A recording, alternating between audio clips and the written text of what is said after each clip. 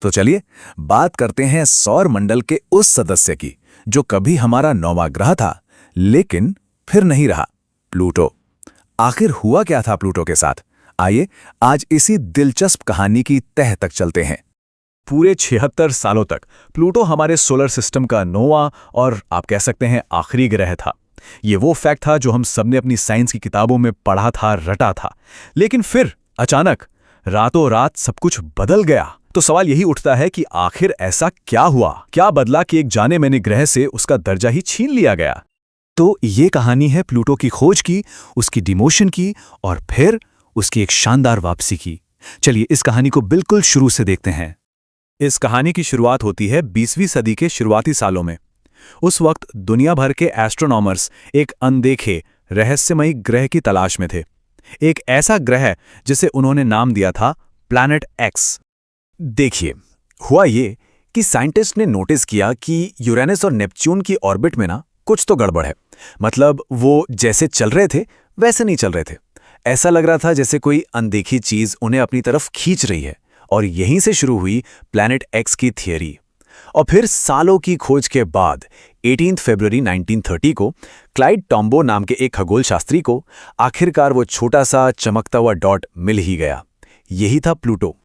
और बस इस एक खोज के साथ ही हमारा सोलर सिस्टम कह सकते हैं कि पूरा हो गया। प्लूटो को ऑफिशियली हमारे ग्रहों के परिवार में 9वें सदस्य के तौर पर शामिल कर लिया गया।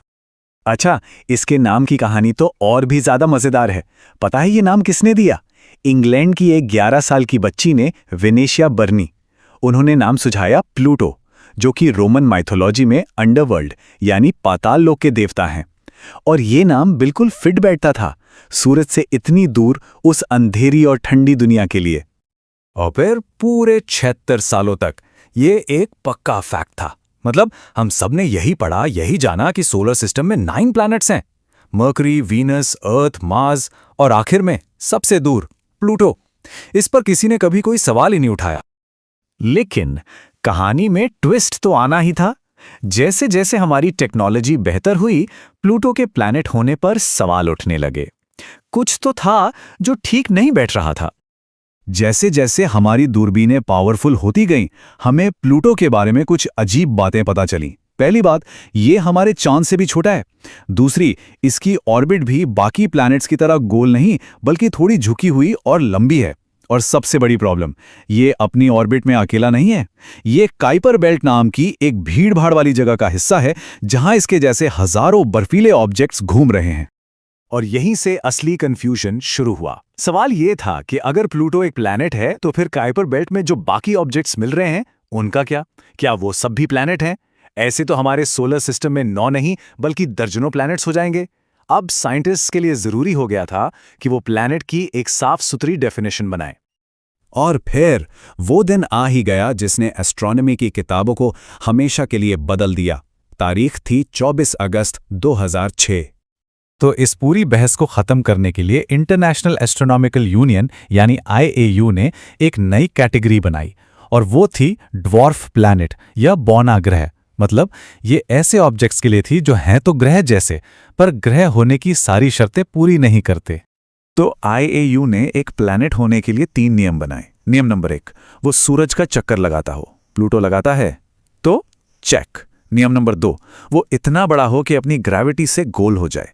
प्लूटो ये भी करता है तो चेक। लेकिन नियम नंबर 3, उसने अपनी ऑर्बिट के आसपास का एरिया बाकी ऑब्जेक्ट से साफ कर दिया हो। और यहीं पर प्लूटो फेल हो गया। उसकी ऑर्बिट में बहुत भीड़ है। और इस एक फैसले से ना पूरी दुनिया में जैसे एक इमोशनल तूफान आ गया। स्कूल के बच्चों से लेकर नासा के बड़े बड़े साइंटिस्ट तक सब हैरान थे। लोगों का हमारे 9वें प्लैनेट से एक अलग ही कनेक्शन था जो अचानक टूट गया। ये सिर्फ एक साइंटिफिक फैसला नहीं था, ये लोगों के लिए एक कल्चरल शॉक था। पर रुकिए, कहानी यहां खत्म नहीं होती। असल में यहां से तो प्लूटो का दूसरा और शायद सबसे शानदार अध्याय शुरू होता है। प्लैनेट का दर्जा छिनने के बाद ही हमने पहली बार उसे करीब से देखने का फैसला किया। जरा सोचिए, प्लूटो सूरज से करीब 5.9 अरब किलोमीटर दूर है। इतना दूर कि वहां का 1 साल हमारी पृथ्वी के 248 सालों के बराबर होता है। और इसके 1 नहीं 2 नहीं पूरे 5 चांद हैं। मतलब ये सच में एक बिल्कुल ही अलग दुनिया है। और ठंड का तो पूछिए ही मत। यहाँ का एवरेज टेम्परेचर है -220 डिग्री सेल्सियस। इतनी ठंड कि अंटार्कटिका भी इसके सामने गर्मियों की छुट्टी मनाने की जगह लगेगी। मतलब बेहिसाब ठंड। तो 2015 में नासा का न्यू हॉराइजन स्पेसक्राफ्ट प्लूटो के पास से गुजरा और उसने जो तस्वीरें भेजी उन्होंने सबको हैरान कर दिया।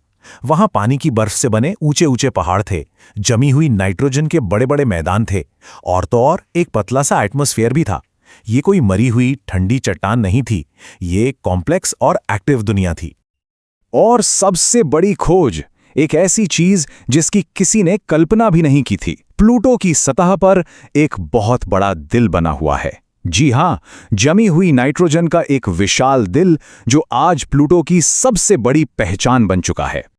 न्यू होराइजन्स की इन जबरदस्त खोजों का बाद प्लूटो एक बार फिर सुर्खियों में आ गया और इसके साथ ही वो पुरानी बहस भी फिर से शुरू हो गई कि आखिर एक प्लैनेट होता क्या है। तो सवाल फिर वहीं आके रुक जाता है, क्या प्लूटो कभी दोबारा प्लैनेट बन पाएगा? देखिए, इस पर आज भी साइंटिस्ट्स बटे हुए हैं।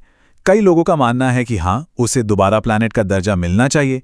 उनका तर्क है कि ये सिर्फ कोई पत्थर का टुकड़ा नहीं है, बल्कि एक एक्टिव और कॉम्प्लेक्स दुनिया है। तो आखिर में चाहे हम प्लूटो को प्लैनेट कहें या ड्वार्फ प्लैनेट, एक बात तो पक्की है, ये हमारे सोलर सिस्टम की सबसे दिलचस्प जगहों में से एक है। साइज में भले ही छोटा हो, पर रहस्यों से भरा पड़ा है और शायद यही चीज इसे इतना स्पेशल बनाती है ना?